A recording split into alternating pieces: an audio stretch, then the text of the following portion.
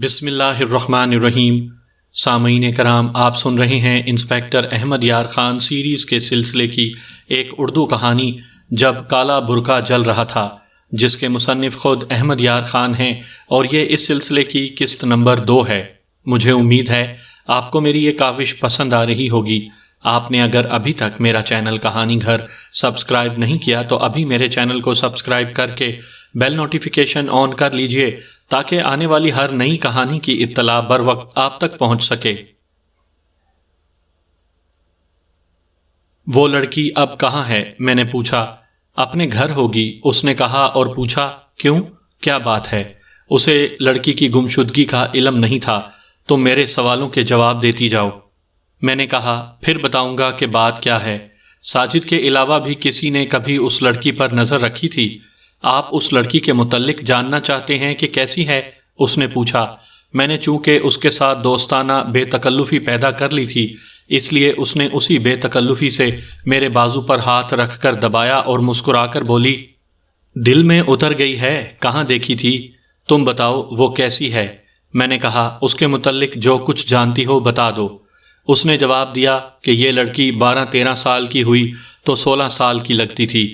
امیر زادوں نے ڈورے ڈالنے شروع کر دیے، کسی نے رشتے کے لیے، کسی نے دوستی کے لیے۔ 14 سال کی عمر میں اسے پردے میں بٹھا دیا گیا۔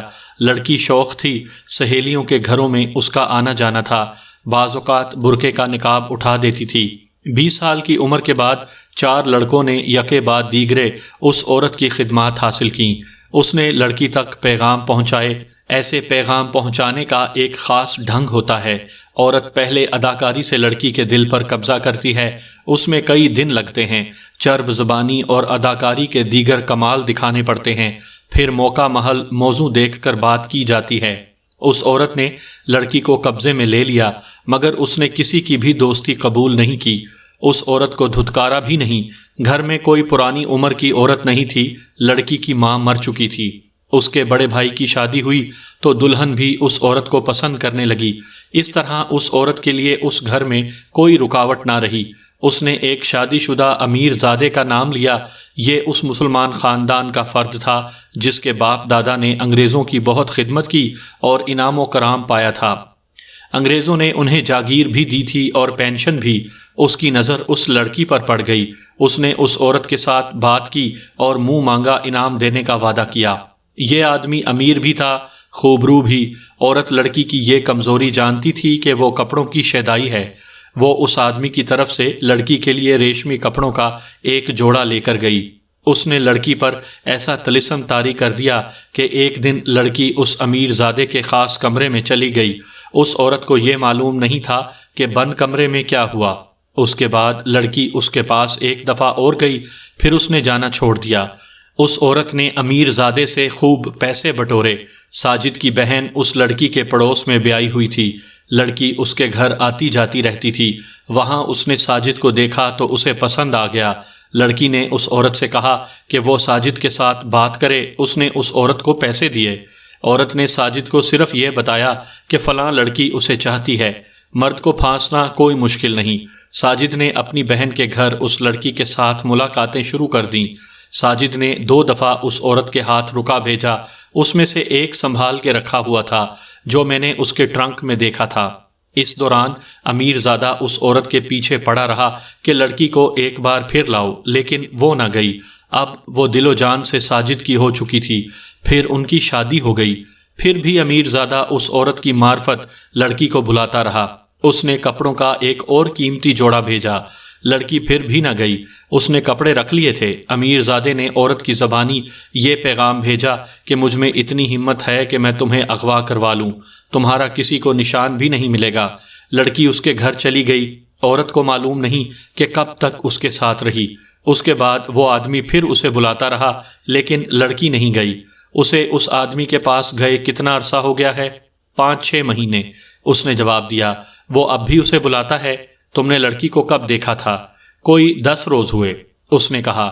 اب وہ آدمی بہت غصے میں ہے، کہتا ہے کہ فریبی لڑکی ہے، اتنے قیمتی کپڑے ہضم کر گئی ہے، میں ایک ایک پیسہ وصول کروں گا۔ اس آدمی کے کسی اور عورت کے ساتھ بھی تعلقات ہیں؟ 3 کو تو میں جانتی ہوں۔ اس نے جواب دیا۔ اور بھی ہوں گی؟ اس کی بیوی اللہ کی گائے ہے اور آدمی رنگین مزاج۔ یہ عورت جانے کیا کچھ کہتی رہی، میرا دماغ کہیں اور چلا گیا۔ اس آدمی میں یہ ہمت تھی کہ وہ لڑکی کو بلا کر غائب کر سکتا تھا، مگر اس عورت کو تو معلوم نہیں تھا کہ لڑکی لاپتہ ہو چکی ہے۔ کیا یہ عورت جھوٹ بول رہی ہے؟ میں اسے بتانا نہیں چاہتا تھا۔ میں نے اس سے پوچھا کہ وہ اب لڑکی کے پاس جاتی ہے یا نہیں۔ وہ اب نہیں مانے گی۔ اس نے جواب دیا، میں اس سے تنگ آ چکی ہوں، وہ اب خاوند کو دھوکہ نہیں دے گی۔ ساجد کی ستیلی ماں کیسی ہے؟ ہوشیار عورت ہے۔ اس نے جواب دیا، وہ کسی کے ہاتھ آنے والی نہیں۔ ساجد کے ساتھ اس کا برتاؤ کیسا ہے؟ مجھے کچھ شک ہے۔ اس نے جواب دیا، میں نے 2 دفعہ انہیں اس حالت میں دیکھا ہے کہ ساجد لیٹا ہوا تھا اور ستیلی ماں اس کا سر دبا رہی تھی۔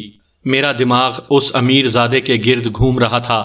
میں یہ معلوم کرنا چاہتا تھا کہ کیا لڑکی کو اس نے اغوا کیا ہے یا اسے معلوم ہی نہیں کہ لڑکی لاپتہ ہے۔ مجھے اب یہ شک ہونے لگا تھا کہ لڑکی کو اس نے بلایا، وہ گئی اور اس نے اسے غائب کر دیا۔ میرے پاس ایسا کوئی جواز نہیں تھا کہ اس کے گھر پر چھاپا مارتا۔ بہت دیر سوچ کر میں نے اس عورت سے کہا کہ وہ اس آدمی سے کہے کہ لڑکی اسے ملنا چاہتی ہے، لیکن اس کے گھر میں نہیں ملے گی، کوئی اور جگہ مقرر کرو۔ عورت ڈر گئی، کہنے لگی، آپ اس جگہ پہنچ کر اسے پکڑ لیں گے؟ وہ مجھے زندہ نہیں چھوڑے گا۔ میں اسے نہیں پکڑوں گا، میں نے اسے کہا۔ اس نے کوئی جرم نہیں کیا، میں تمہارا امتحان لینا چاہتا ہوں۔ اگر تم اس آدمی کو یہ جھانسا دے کر کسی خاص جگہ لے آؤ اور میں دیکھ لوں کہ تم اسے لے آئی ہو تو تمہاری سفارش کر کے تنخواہ اچھی مقرر کروا دوں گا۔ مجھے اپنی استادی دکھاؤ۔ آپ نے مجھے یہ تو بتایا ہی نہیں کہ اس لڑکی کے متعلق اس کے خاوند اور خاوند کی ستیلی ماں کے متعلق آپ نے اتنی باتیں کیوں پوچھی ہیں؟ صرف امتحان لینے کے لیے۔ میں نے اسے اپنے جال میں پھانسنے کے لیے کہا، تم جانتی ہو کہ میں مسلمان ہوں۔ مجھے کسی نے کہا تھا کہ تم الٹے سیدھے کاموں میں ذلیل و خوار ہوتی پھرتی ہو، تمہیں کہیں پکی نوکری دلا دوں۔ میرے پاس یہی کام ہے جو تمہیں دیا ہے۔ میں یہ دیکھنا چاہتا تھا کہ تم لوگوں کے گھروں میں کتنی کچھ خبر رکھتی ہو۔ تم نے اس امیر زادے کا نام لیا تو میں نے سوچا کہ اسی سے تمہارا امتحان لے لوں۔ میں نے اسے اچھی طرح سمجھا دیا کہ اس آدمی کو وہ کیا کہہ کر لائے۔ آخر یہ طے ہوا کہ وہ اسے اگلی رات 9 بجے اپنے گھر میں بلائے گی۔ میں نے اسے بتایا کہ میں 9 بجے سے پہلے اس کے گھر میں آ کر چھپ جاؤں گا۔ ہم نے سارا ڈرامہ طے کر لیا۔ اس کی منت سماجت پر میں نے اسے یقین دلایا کہ میں اس آدمی کو پکڑوں گا نہیں۔ وہ بڑی خوش ہو کر چلی گئی۔ شام 5 بجے ساجد آ گیا۔ اس سے میں نے ان کی ازدواجی زندگی کے متعلق بہت سے سوالات پوچھے۔ پھر میں نے توجہ اس کی ستیلی ماں پر مرکوز کر دی۔ وہ اس کی تعریفیں کرنے لگا۔ وہ جب تمہارے پاس بیٹھ کر تمہارا سر دباتی اور تمہارے سینے پر ہاتھ پھیرتی تھی، کیا اس وقت تمہاری بیوی موجود ہوتی تھی؟ وہ اس طرح چونکا جیسے بدک گیا ہو۔ جواب دینے کے بجائے وہ مجھے پھٹی ہوئی نظروں سے دیکھنے لگا۔ اس کا یہی رد عمل میرے لیے کافی تھا۔ میں یہ معلوم کرنا چاہتا تھا کہ لڑکی ان دونوں کے نازیبا تعلقات یا بے جا تکلفی کی وجہ سے اپنے کسی آشنا کے ساتھ بھاگ گئی۔ اس کا یہ اقدام انتقامی بھی ہو سکتا تھا۔ میرے سامنے اب یہ امیر زادہ آ گیا تھا۔ اس نے لڑکی کے لیے زمین ہموار کر رکھی تھی اور وہاں لڑکی کے لیے کشش بھی تھی۔ اس لائن پر سوچتے ہوئے میں نے ساجد کو جرا کے جال میں لانے کی کوشش شروع کر دی۔ میں نے تقریباً 2 گھنٹے صرف کیے۔ آپ جانتے ہیں کہ پولیس انسپیکٹر کسی کے دل سے بات نکلوانے کے لیے سیدھی یعنی ڈائریکٹ بات نہیں کرتے، بڑی دور کا چکر کاٹنا پڑتا ہے۔ میں ساجد پر یہ تاثر پیدا کرنے لگا کہ اگر ستیلی ماں کے ساتھ اس کا پیار ہے تو یہ کوئی جرم نہیں، اور نہ ہی مجھے ایسے پیار پر کوئی اعتراض ہے۔ دوستانہ رنگ میں گپ شپ کے انداز سے اس کی ستیلی ماں کو بہت اچھی عورت سمجھ کر میں ساجد کو اس مقام پر لے آیا جہاں اس نے کچھ باتیں بتا دیں۔ اس نے مسکرا کر مجھ سے پوچھا، آپ کو کیسے پتا چلا کہ وہ میرا سر دبایا کرتی ہے اور میرے سینے پر ہاتھ بھی پھیرا کرتی ہے؟ مجھے اس سے بھی زیادہ باتیں معلوم ہیں۔ میں نے اسے کہا، جن باتوں کے متعلق تم سمجھتے ہو کہ تمہارے اور تمہاری ستیلی ماں کے سوا کسی کو معلوم نہیں، میں تمہیں وہ باتیں بھی بتا سکتا ہوں، دن اور وقت بھی بتا سکتا ہوں۔ آپ مجھے اس جرم کی سزا دیں گے؟ بالکل نہیں، میں نے جواب دیا۔ گھروں میں لوگ جو جی میں آئے کریں، مجھے اس سے کوئی غرض نہیں۔ مجھے صرف یہ معلوم کرنا ہے کہ تمہاری بیوی گھر سے کیوں گئی ہے، اور کیا یہ کسی کی شرارت تو نہیں؟ تم اگر ساری باتیں، خواہ وہ کتنی ہی بے معنی اور چھوٹی چھوٹی کیوں نہ ہوں، مجھے بتا دو، میں ان کی روشنی میں آگے بڑھوں اور تمہاری بیوی واپس لاؤں۔ اس نے کچھ اپنے آپ اور کچھ میرے سوالوں کے ذریعے جو انکشافات کیے وہ یہ ہیں کہ اس کی ستیلی ماں اس کے ساتھ صرف اچھا سلوک ہی نہیں کرتی تھی بلکہ اسے اپنے پاس بٹھانے کی کوشش بھی کرتی تھی۔ اس کوشش کو بھی ساجد ماں کا پیار سمجھتا رہا۔ مثلا ساجد کام سے آ کر لیٹ جاتا تو ستیلی ماں اس کا سر دبانے لگتی اور کبھی کبھی اس کی قمیض کے اندر ہاتھ ڈال کر سینے پر پھیرنے لگتی۔ تیسرے چوتھے روز وہ یہ حرکت ضرور کرتی تھی۔ اس کے ساتھ وہ ساجد کے باپ کی خدمت ایسے والہانہ طریقے سے کرتی تھی کہ دیکھنے والے حیران رہ جاتے تھے۔ اور جب ساجد کی شادی ہو گئی تو ستیلی ماں نے دلہن کو بھی اپنی بیٹی بنا لیا۔ اسے کوئی کام نہ کرنے دیتی اور اتنا پیار کرتی کہ لڑکی اس کی زر خرید غلام ہو گئی۔ وہ سہیلیاں بن گئیں۔ دلہن کی عمر 23-24 سال اور ستیلی ماں کی 30 سال کے لگ بھگ تھی۔ میں چونکہ ساتھ ساتھ سوال کرتا جا رہا تھا اس لیے میرے مطلب کی باتیں سامنے آ رہی تھیں۔ انہی سوالوں کے جواب میں اس نے بتایا کہ ستیلی ماں اکثر ساجد کی بیوی سے کہا کرتی تھی کہ اپنے آپ کو اس گھر میں پابند نہ سمجھو، جاؤ ابا جان سے ملاؤ، اور وہ ساجد کے باپ سے کہا کرتی کہ آپ اسے لے جائیں، بیچاری ماں کی نشانی ہے، اس کے ابا جان یہ نہ سمجھیں کہ بچی سسرال میں قید ہو گئی ہے۔ ساجد کا باپ اس کی بیوی کو لے کر چلا جاتا تو ستیلی ماں ساجد پر توجہ مرکوز کر دیتی، اسے پراٹھے کھلاتی، اسے پاس بٹھاتی اور اس کے ساتھ بے تکلف دوستوں کی طرح کھیلنے کی کوشش کرتی۔ 3-4 بار ایسے ہوا کہ ساجد کی بیوی کی موجودگی میں جب وہ غسل خانے میں یا کسی کام سے کوٹھے پر تھی، ستیلی ماں نے بے تابی سے ساجد کو بازوؤں میں لے لیا اور ساجد کی بیوی نے دیکھ لیا۔ اس لڑکی کے چہرے پر ساجد نے ناراضگی کے صاف تاثرات دیکھے لیکن اس نے شکایت ایک بار بھی نہیں کی۔ ساجد جھجک گیا اور کچھ باتیں ہضم کرنے کی کوشش کرنے لگا۔ مجھ سے وہ بھلا کیا چھپا سکتا تھا؟ میں نے اس کا سینہ کھول دیا تھا جسے اب وہ بند نہیں کر سکتا تھا۔ میں نے اس ڈھنگ سے سوالات کر کے اس سے اگلوا لیا کہ اس کی ستیلی ماں نے چند مہینوں کی بے تکلفی کے بعد اس پر ظاہر کر دیا کہ ان کا رشتہ ماں بیٹے والا نہیں۔ اس نے یہ اظہار حرکتوں سے بھی کیا اور باتوں سے بھی، مگر ساجد ایک خاص حد تک اس کا ساتھ دیتا رہا، اس سے آگے نہ بڑھا۔ اس نے اس جوان عورت کو ٹھکرایا نہیں لیکن اس کی خواہش بھی پوری نہیں کی۔ ساجد ہاں اور نہ کے درمیان لٹکا رہا۔ اسے ستیلی ماں کا پیار اچھا لگتا تھا، اس حد تک وہ ستیلی ماں کا دوست یا آشنا بنا رہا۔ وہ اپنے باپ اور اپنی بیوی کو دھوکہ نہیں دینا چاہتا تھا، حالانکہ وہ دونوں کو دھوکہ دے رہا تھا۔ اس نے ماں بیٹے کے رشتے کو دوستی میں بدل دیا تھا۔ ستیلی ماں نے ساجد کی بیوی اور اس کے باپ کے ساتھ سلوک میں کوئی تبدیلی نہ کی، ان کے ساتھ پیار میں فرق نہ آنے دیا۔ ساجد نے یہ بھی بتا دیا کہ گزشتہ 1 مہینے سے اس کی بیوی اور ستیلی ماں میں پہلے والی بے تکلفی نہیں رہی، ان میں کھچاؤ پیدا ہو گیا تھا۔ ستیلی ماں اس کھچاؤ کو ختم کرنے کی کوشش کرتی تھی۔ وہ اب بھی لڑکی سے کہتی تھی کہ ابا جان کو دیکھ آؤ، لیکن لڑکی نہیں جاتی تھی۔ گمشدگی سے چند دن پہلے وہ کچھ خاموش رہنے لگی تھی۔ ساجد پریشان رہنے لگا۔ اس نے ستیلی ماں سے کہا کہ اب وہ اس سے دور رہے گا کیونکہ اس کی بیوی ناراض ہوتی ہے۔ بوڑھے باپ کو تو معلوم ہی نہیں تھا کہ گھر میں کیا ہو رہا ہے، وہ اسی میں مست تھا کہ اس کی جوان بیوی نے اس کے بڑھاپے کو خندہ پیشانی سے قبول کر لیا ہے۔ ذرا تصور فرمائیے کہ ایک بوڑھے نے محض ہوس کاری کے لیے شادی کی اور کتنے بڑے حادثے کا باعث بنا تھا۔ اس نے اپنے بیٹے کی ازدواجی زندگی تباہ کر دی۔ قانون میں ایسے بوڑھوں کے لیے کوئی سزا مقرر نہیں، ان کے جرم کی سزا جوان لڑکیوں کو ملتی ہے۔ میں نے اس بوڑھے سے بات کرنا یا اس مرحلے میں اسے تفتیش میں شامل کرنا مناسب نہ سمجھا کیونکہ وہ میرے کسی کام نہیں آ سکتا تھا۔ ساجد کو میں نے رات 9 بجے چھوڑا، ابتدائی کاغذی کارروائی مکمل کی اور اپنے اس شک پر غور کرنے لگا کہ لڑکی انتقاماً چلی گئی ہے اور اس کا ٹھکانہ اس امیر زادے کا گھر ہے۔ گھر سے مراد وہ گھر نہیں جہاں وہ رہتا تھا بلکہ وہ جگہ جہاں اس نے لڑکی کو چھپایا تھا۔ یہ تو ہو ہی نہیں سکتا تھا کہ میں اسے تھانے بلاتا اور کہتا کہ لڑکی دے دو ورنہ حوالات میں بند کر دوں گا، اور وہ لڑکی دے دیتا۔ اس کے گھر چھاپا مارنے کا بھی کوئی جواز نہ تھا۔ لاپتہ لڑکی کے لواحقین سے بار بار پوچھنے کے باوجود کسی پر شک کا اظہار نہیں کیا تھا۔ اس امیر زادے کو پکڑنے اور پرکھنے کا جو طریقہ میں نے سوچا تھا وہ کچھ مخدوش سا تھا۔ کبھی تو خیال آتا کہ میں حماقت کر رہا ہوں اور کبھی یہ کہ یہ بہتر طریقہ ہے۔ دراصل یہ طریقہ تفتیش اس ڈگر سے ہٹا ہوا تھا جو ہمیں ٹریننگ میں سکھایا جاتا ہے۔ میں تفتیش کے جنون میں مبتلا تھا۔ اسی جنون کے زیر اثر نئی مخبر عورتوں کو میں نے کچھ ہدایات دے دی تھیں اور یہ بھی کہا تھا کہ اب تم پولیس کے جال میں آ گئی ہو، پولیس کی مدد کرو گی تو انعام پاؤ گی اور دھوکہ دو گی تو نقصان اٹھاؤ گی۔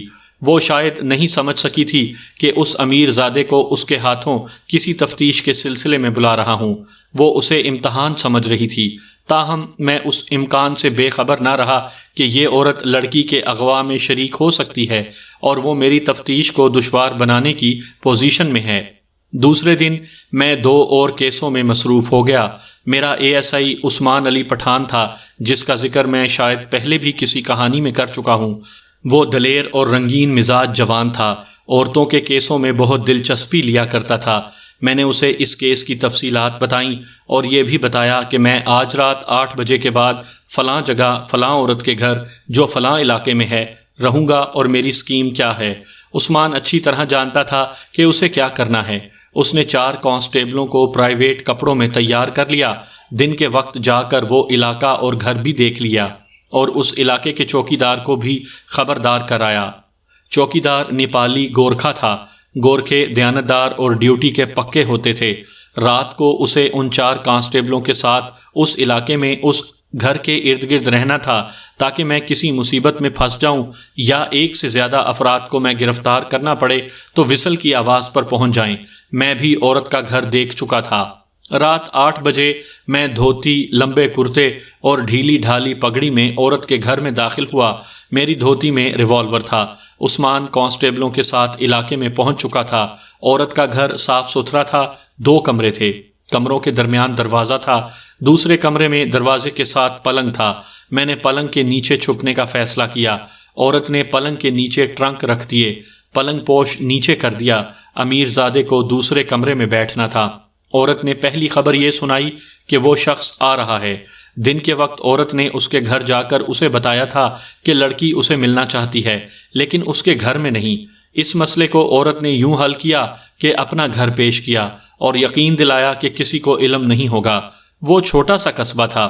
موسم سردیوں کا تھا۔ آبادی کی افراد آج والی نہیں تھی۔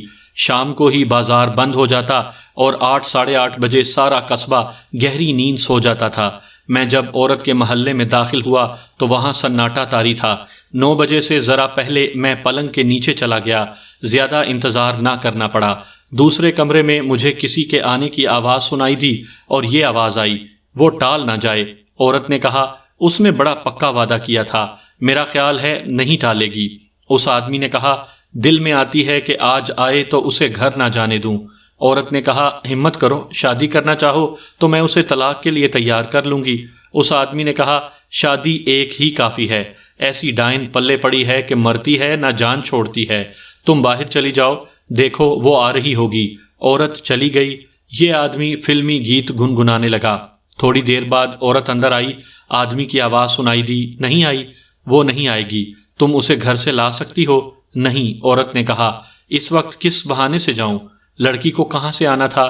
وہ نہ آئی۔ امیر زادہ غصے میں آ گیا، اس عورت کو اور لڑکی کو گالیاں دینے لگا۔ مجھ پر یہ ثابت ہو گیا کہ اسے معلوم نہیں کہ لڑکی لاپتہ ہو چکی ہے۔ مجھے مایوسی ہوئی کہ لڑکی اس کے پاس بھی نہیں۔ مجھے 1 گھنٹہ پلنگ کے نیچے گزارنا پڑا۔ خدا خدا کر کے وہ ٹلا۔ جاتے جاتے کہہ گیا، اسے کہنا کہ کل رات میرے گھر نہ پہنچی تو میں اسے گھر سے اٹھوا دوں گا۔ 10 منٹ بعد عورت باہر سے آئی، اندر سے دروازے کی زنجیر چڑھائی اور میرے کمرے میں آ کر کہا، نکل آؤ، اسے دور چھوڑ آئی ہوں۔ میں باہر نکلا تو اس نے کہا، مانتے ہو؟ میں نے پوچھا، تم لڑکی کے گھر گئی تھی؟ اس نے جواب دیا، آپ ہی نے کہا تھا کہ لڑکی کے گھر نہ جانا، صرف اس آدمی کو یہ جھانسا دے کر اپنے گھر بلانا کہ لڑکی اسے ملنا چاہتی ہے۔ اب بتاؤ، میں امتحان میں پاس ہوں؟ نکالو، کیا دیتے ہو؟ میں نے کہا، تم پاس ہو، کل تھانے آ جانا۔ آ جاؤں گی۔ اس نے کہا، کوئی اور خدمت بتاؤ، کہو تو لڑکی کو تمہارے پاس لے آؤں یا کسی اور پر ہاتھ رکھو۔ مجھے ایک مایوسی تو یہ ہوئی کہ جس پر شک پختہ تھا وہ بالکل صاف نکلا۔ اگر لڑکی اس کے پاس ہوتی تو وہ آتا ہی نہ۔ دوسرا دکھ یہ ہوا کہ دلالی کا کام صرف مسلمان عورتوں کی قسمت میں لکھا تھا۔ میرے پاس جو دوسری 2 مخبر عورتیں تھیں وہ بھی مسلمان تھیں۔ اس دور کو چھوڑیے، پاکستان میں دیکھ لیجئے، مجبور عورت کا کوئی ہمدرد نہیں ہوتا، سب اس کی عصمت کے خریدار ہوتے ہیں۔ شاید ہی کوئی سوچتا ہو کہ اس بے کس اور مجبور عورت کے سر پر شفقت کا ہاتھ رکھ لے اور اس کی عصمت کی حفاظت کرے۔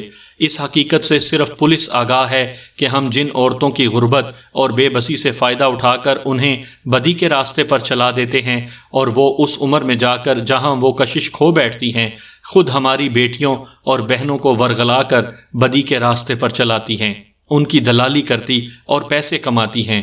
یہ عورت ایسی ہی بد نصیبی کا شکار ہوئی، اور اب جب اس کے سر کے کئی بال سفید ہو چکے تھے اور چہرے کی رونقیں ختم ہو گئی تھیں، وہ پردہ دار لڑکیوں کو بدکار مردوں کے خفیہ کمروں میں داخل کرنے کا کاروبار کرتی اور سیدھی سادی بیویوں کے گھر اجاڑتی تھی۔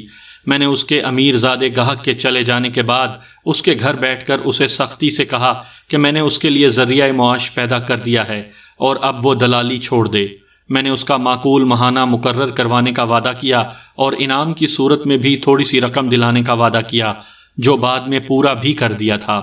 میں نے اسے کہا کہ میرے پاس مخبروں کی ایک فوج ہے، اگر اس نے دلالی کا کام کیا تو مجھے فوراً پتہ چل جائے گا، میں اسے جیل خانے بھجوا دوں گا۔ وہ رو پڑی، کہنے لگی، پیٹ کی خاطر یہ جھک ماری تھی، پھر یہ میری عادت بن گئی۔ آپ عزت سے میرا پیٹ بھر دیں اور مجھے عزت سے رہتا دیکھ لیں۔ اس نے اپنی جوانی کی ایک واردات سنائی جس نے اسے ایک مجبوری کے عالم میں ایک مرد کے آگے ڈال دیا تھا۔ اس کے بعد وہ سنبھل نہ سکی اور بدی کو ہی ذریعہ معاش بنا لیا۔ اس کی بیٹی جوان ہوئی تو اس کے امیر گاہکوں نے اس پر نظر رکھ لی۔ اس عورت نے اپنی بیٹی کی عصمت بچانے کے لیے دلالی شروع کر دی اور دوسروں کی بیٹیاں پھانسنے لگیں۔ اس سے اس نے جہیز بنایا اور کم عمری میں ہی بیٹی کو بیاہ دیا۔ میں نے ASI عثمان اور اس کے کانسٹیبلوں کو ساتھ لیا اور تھانے چلا گیا۔ رات کو میں نے دماغ پر زور نہیں دیا، گھر جا کر سو گیا۔ دوسرے دن کاغذ سامنے رکھ کر پینسل سے تفتیش اور شکوک کا خاکہ بنانے لگا۔ اس وقت تک حاصل کی ہوئی معلومات کو سامنے رکھ کر مشتبہ افراد کو نقطوں کی شکل میں کاغذ پر ایک ترتیب میں رکھا اور لکیریں ڈال کر نقطوں کو ملانے لگا۔ ذہن پر بے تحاشا زور دے کر دیکھنے لگا کہ کون سا نقطہ کون سے نقطے کے ساتھ ملتا ہے۔ ہو سکتا ہے میرے بعض پولیس انسپیکٹر بھائی یہ سوچیں کہ یہ نقطے کیا ہیں اور یہ خاکہ کیسا تھا اور تفتیش کا یہ کون سا طریقہ تھا۔ میں انہیں صرف یہ کہوں گا کہ تفتیش کا یہ طریقہ نہ ٹریننگ میں سکھایا جاتا ہے، نہ کسی کتاب میں ملتا ہے۔ اگر توجہ اپنی ڈیوٹی پر ہو اور دل میں رشوت کا لالچ نہ ہو تو تھانے دار مجھ سے بھی زیادہ بہتر طریقہ تفتیش ایجاد کر سکتا ہے۔ ضرورت ایجاد کی ماں ہے۔ میری تمام لکیریں ستیلی ماں کے نقطے سے مل رہی تھیں۔ ساجد نے مجھے یہ بتا دیا تھا کہ ان دونوں کے درمیان ماں بیٹے کا رشتہ ختم ہو چکا تھا۔ ساجد کے کہنے کے مطابق ابھی ان کے درمیان میاں بیوی کا رشتہ قائم نہیں ہوا تھا۔ اس کے باوجود وہ اس عورت کو ناپسند نہیں کرتا تھا، اس کی تعریفوں کے پل باندھتا تھا۔ ساجد کی بیوی کے متعلق پتہ چل چکا تھا کہ وہ اس قسم کی پردہ نشین لڑکی نہیں تھی جنہیں عورت مرد کی ہیرا پھیری کا علم ہی نہیں ہوتا، اور جو پردے میں جوان ہو کر خاموشی سے ڈولی میں بیٹھ جاتی ہیں اور اس آدمی کو دل و جان سے قبول کر لیتی ہیں جسے انہوں نے پہلی بار دیکھا ہوتا ہے۔ وہ اپنے والدین کی پسند کو اپنی پسند بنا لیتی ہیں۔ وہ اس امیر زادے کے گھر جا چکی تھی، تحفے قبول کر چکی تھی اور اس دلال عورت کو رابطہ بنا کر ساجد سے محبت پروان چڑھا چکی تھی۔ اس کا مطلب یہ تھا کہ وہ چالاک اور ہوشیار عورت تھی، اور وہ ستیلی ماں کی نظروں کو سمجھتی تھی جن سے وہ اس کے خاوند کو دیکھتی تھی۔ وہ ستیلی ماں کے اشاروں کو بھی سمجھتی تھی۔ یہ اشارے وہ خود بھی کر چکی تھی اور اس پر کیے بھی گئے تھے۔ وہ یقیناً سمجھ گئی تھی کہ اس کا خاوند اور اس کی ستیلی ماں کس راستے پر جا رہے ہیں، لیکن لڑکی چونکہ ہوشیار تھی اس لیے اس نے خاوند سے احتجاج نہ کیا۔ اس نے خاوند سے بہتر ایک آدمی دیکھ لیا اور اس کے ساتھ چلی گئی۔ ستیلی ماں پر میرا شک اس لیے بھی پختہ ہوتا تھا کہ وہ اپنے بوڑھے خاوند سے جو اچھا سلوک کرتی تھی، ساجد کے ساتھ جو پیار بھرا سلوک کرتی تھی، اور ساجد کی بیوی کو جس طرح اس نے سہیلی بنا لیا تھا، وہ اس کی خوبی نہیں تھی۔ یہ بہت بڑا فراڈ تھا۔ اب میرے سامنے ایک تو ساجد کے باپ کا بڑھاپا اور ستیلی ماں کی جوانی اور ساجد کی پرکشش جوانی تھی۔ ستیلی ماں کا چہرہ اور جسم میرے سامنے آ گیا، میں نے تصور میں اس پر غور کیا۔ اس کی مسکراتی آنکھیں اور ادھ کھلے ہونٹ، اس کی گردن کا خم اور اس کا انداز بتا رہا تھا کہ یہ عورت ایک دلکش حیوان ہے، شکاری ہے، تشنا ہے۔ حیوانی تشنگی کی شدت انسان کو اندھا اور اس کی عقل کو معوف کر دیتی ہے، اور اس کا نتیجہ ہوتا ہے قتل۔ میرے سامنے 3 سوالات تھے۔ کیا لڑکی کو ستیلی ماں نے غائب کروایا ہے؟ کیا ساجد بھی اس جرم میں شامل ہے یا اسے علم ہی نہیں؟ اور کیا غائب کرا کے لڑکی کو قتل کر دیا گیا ہے؟